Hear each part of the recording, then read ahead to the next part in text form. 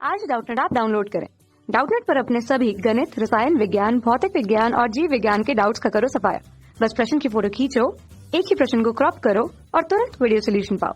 अभी डाउनलोड करें।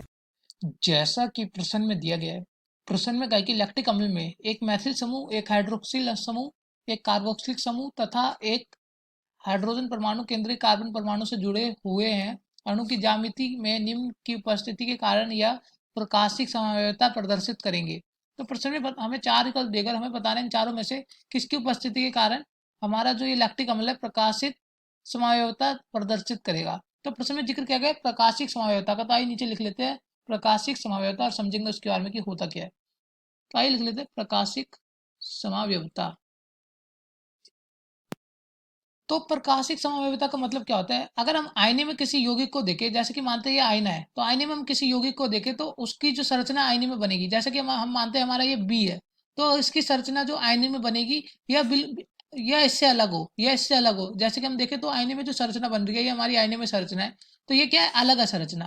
लेकिन अगर हम ए को देखें, ए को आईने में देखेंगे तो ए ही बनेगा, तो ये हमारा प्रकाशिक समवायता नहीं दर्शाएगा। लेकिन अगर हम बी को देखें तो बी आईने में क्या कर रहा है? भिन्न संरचना दर्शा रहा है। तो इसलिए यहाँ से हमें क्या पता चल रहा है कि आयनी में संरचना भिन्न हो। तो क्या होता है, अगर किसी यौगिक को भिन्न संरचना दर्शाना होता है तो उसके परमाणु के पास क्या होना चाहिए? उसके परमाणु होने चाहिए असममित। आइए लिख लेते हैं असममित।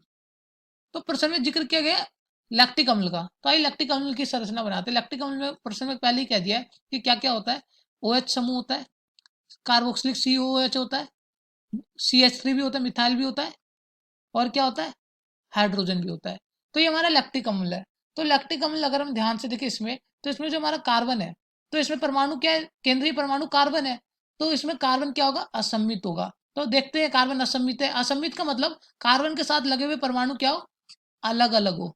अलग अलग परमाणु कार्बन के साथ लगे होने चाहिए। तो अगर हम ध्यान से देखें कार्बन के क्या साथ क्या लगा है? हाइड्रोजन लगा है, OH लगा है, COOH लगा है और CH3 लगा है। तो ये सारे क्या अलग अलग परमाणु लगे हुए हैं कार्बन के साथ, अलग अलग यौगिक लगे हुए हैं।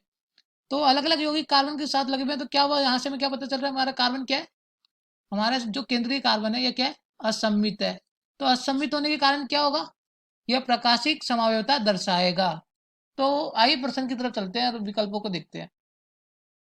तो प्रश्न में कहा था कि अणु की ज्यामिति निम्न की उपस्थिति के कारण एक प्रकाशिक समवायता प्रदर्शित करेगा। तो आइए विकल्पों को देखते हैं। तो पहले विकल्प में क्या है? केंद्रीय कार्बन परमाणु के कारण। तो हाँ जी, पहला विकल्प सही है। हमारा जो केंद्रीय कार्बन परमाणु है यह क्या था? असममितता, या फिर हम इसे कायरल कार्बन भी कह सकते हैं, तो इसलिए प्रकाशित समवायता दर्शा रहा था। तो हाँ जी, हमारा पहला विकल्प सही है, केंद्रीय कार्बन के कारण, केंद्रीय कार्बन परमाणु के कारण। आइए दूसरे विकल्प में चलते हैं। दूसरे विकल्प में क्या है? मैथिल समूह के कार्बन परमाणु के कारण। तो आइए दूसरे विकल्प की पुष्टि करते हैं। मैथिल समूह के कार्बन को देखिए, तो ये रहा हमारा मैथिल समूह। अगर हम इसके कार्बन को देखें तो इसके कार्बन के साथ 3 हाइड्रोजन लगे हैं। आइए विस्तार से बना लेते हैं। 1 2 3। तो अगर हम ध्यान से देखें इसके साथ अलग अलग प्रकार के परमाणु नहीं लगे, इस कार्बन के साथ 3 समान परमाणु लगे, वो भी हाइड्रोजन। तो क्या है? ये हमारा असमित कार्बन नहीं हुआ। तो असमित कार्बन नहीं हुआ यह, तो यह भी प्रकाशिक समवायता नहीं दर्शाएगा। तो इसलिए हमारा दूसरा विकल्प गलत है। तीसरे विकल्प में जिक्र किया गया है कार्बोक्सिलिक अम्ल समूह के कार्बन के कारण। तो आइए कार्बोक्सिलिक अम्ल समूह के कार्बन को देखते हैं। अगर हम ध्यान से देखें कार्बोक्सिलिक समूह में जो कार्बन लगा है इसके साथ 2 समान ऑक्सीजन लगे हुए हैं। दोनों क्या एक ही प्रकार के परमाणु है, तो इसके साथ क्या लगे हुए? 2 एक ही प्रकार के परमाणु लगे, तो यह भी हमारा असमित कार्बन नहीं है। तो असमित कार्बन नहीं है तो ये प्रकाशिक समवायता में अपनी अपनी भूमिका नहीं दर्शाएगा। तो इसलिए हमारा जो प्रश्न में दिया गया तीसरा विकल्प है कि कार्बोक्सिलिक अम्ल समूह के कार्बन के कारण, तो तीसरा विकल्प भी क्या है? गलत है। आइए चौथे विकल्प में चलते हैं। चौथे विकल्प क्या है? हाइड्रोक्सिक अम्ल, हाइड्रोक्सिल समूह की ऑक्सीजन के कारण। तो आइए हाइड्रोक्सिल समूह में देखते हैं। तो अगर हम ध्यान से देखें हाइड्रोक्सिल समूह OH, तो OH में क्या है? ऑक्सीजन के साथ बस 2 ही परमाणु लगे हैं, तो 2 परमाणु लगे बस। तो हाइड्रोक्सिल समूह में जो ऑक्सीजन है यह भी हमारा असमित नहीं है। क्यों? क्योंकि इसके साथ बस 2 ही परमाणु लगे हैं, 3 या 4 नहीं लगे। तो यहाँ से हमें क्या पता चलता है? ये प्रश्न की तरफ चलते हैं। यहाँ से हमें पता चलता है जो चौथे विकल्प में दिया गया है कि हाइड्रोक्सिल समूह की ऑक्सीजन के कारण, तो चौथा विकल्प भी गलत है। तो यहाँ से हमें क्या पता चलता है? प्रश्न का सही उत्तर है पहला विकल्प, और यहाँ होता है हमारा प्रश्न हल। इस प्रश्न का सही उत्तर है पहला विकल्प। कक्षा 6 से 12वीं से लेकर नीट, IIT, JEE वो एडवांस के लेवल तक 1 करोड़ से ज्यादा छात्रों का भरोसा।